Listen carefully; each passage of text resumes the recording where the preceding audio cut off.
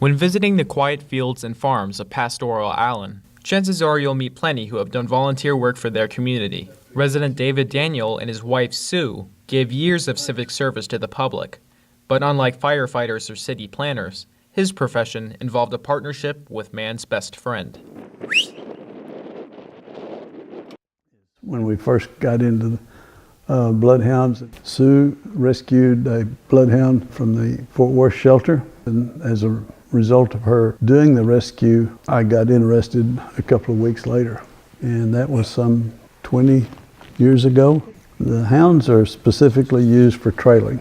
That is, they are scent-specific dogs, otherwise they're only going to go locate one person associated with what is called a scent article. We've had 4 mission-ready trailing bloodhounds in our career.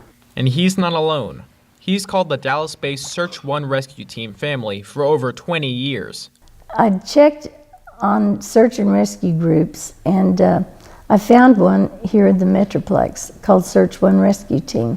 Anyway, I took Boudreaux and we went over to the seminar in Mississippi, and Boudreaux was doing an incredible job. And so I'd signed up for 2 more training seminars, and I asked David to take the dog to those, and I never got him back. He was hooked. And David Daniel became one of the best handlers in the state of Texas, and he was one of the first to give bloodhound testimony in Texas. It isn't nearly as easy as it sounds, though. Getting a bloodhound ready for a search takes months of intense training, and some dogs just don't make the cut.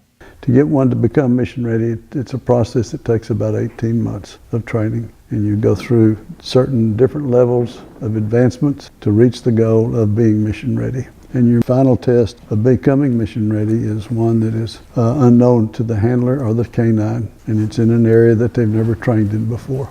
I had one that did not work out. That was our dog that we kept as a pet. Even though this job is behind him now, David still keeps an important message in mind. I call it connectivity.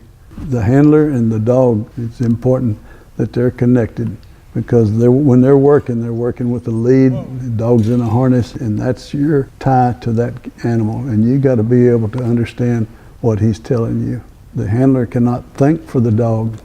The handler must think with the dog. This is Clayton and Sophie reporting for the Lovejoy News Network.